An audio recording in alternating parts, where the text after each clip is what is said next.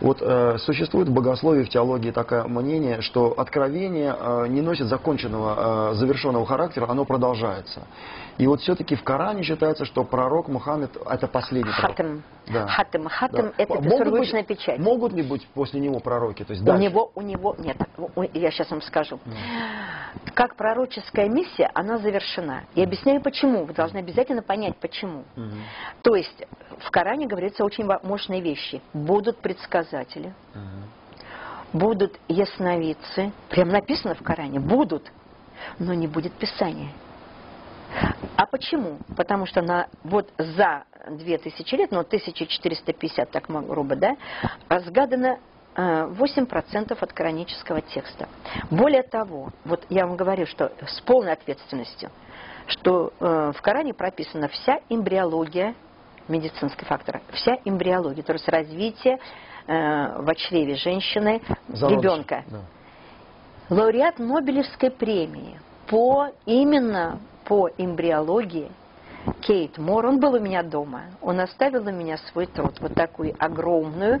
У него труд «Атлас», анатомия человека, и плюс, значит, развитие, понедельное развитие плода в матке женщины.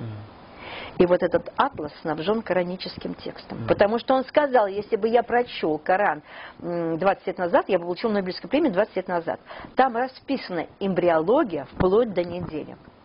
Ну, просто для вас не надо это в печать. Вот звучит, например, такой пример. Мы сотворили вас из капли смеси, которую поместили в 3 мраках. Ученые бились. Что такое из капли смеси? Ничего подобного. Сперматозоид всегда был однороден. В 50-х годах, всего лишь 60 лет назад, выяснено, что сперматозоид – это смесь секрета 6 желез, которые поместили в 3 мраках. Только с открытием ультразвука выяснилось, что матка женщины трехслойна.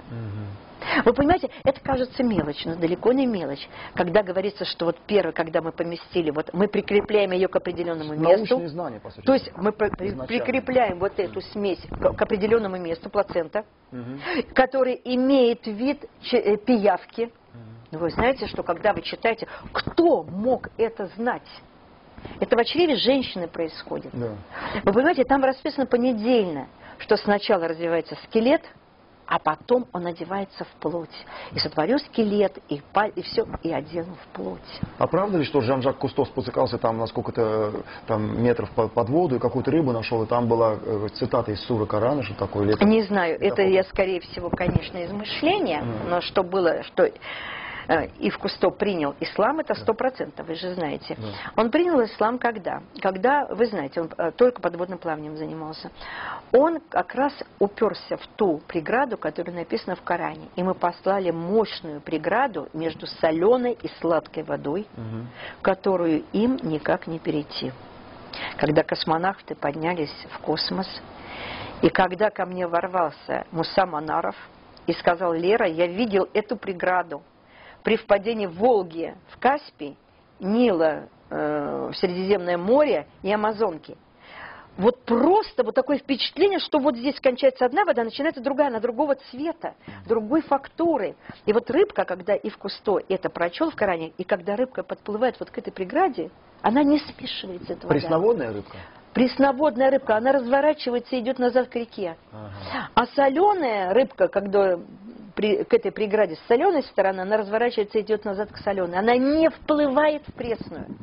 И вот Ив Кусто сказал, что это достаточно для того, чтобы знать, что это текст, что это текст Богу не спослан. Что он Богу не спослан.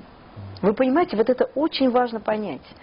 Здорово. И там очень много таких моментов. Ну, это очень здорово, что... Вот я пошла, мы опоздали. Скажите, пожалуйста, личностность, может быть, даже интимная для вас, Лера. Скажите, вот много эпитетов, метафор, как называют Аллаха. Он и милосердный, он и... Это не эпитет, это имена Аллаха называется. Имена, их да? 99. 99. И вот эти, каждое имя из 99, это атрибут его сущности.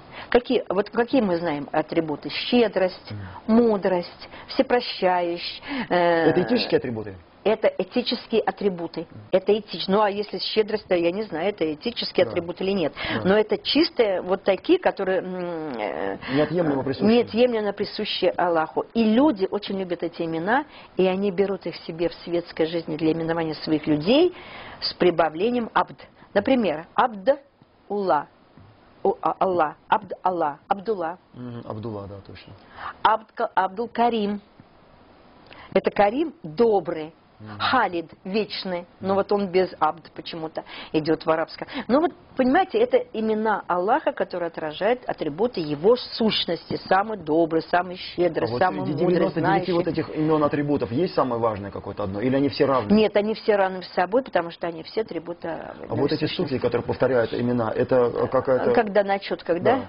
То есть это тоже какая-то... Вы знаете, что суфи повторяет имена, мы повторяем молитвы. Я повторяю престольную молитву Аль-Фатиху.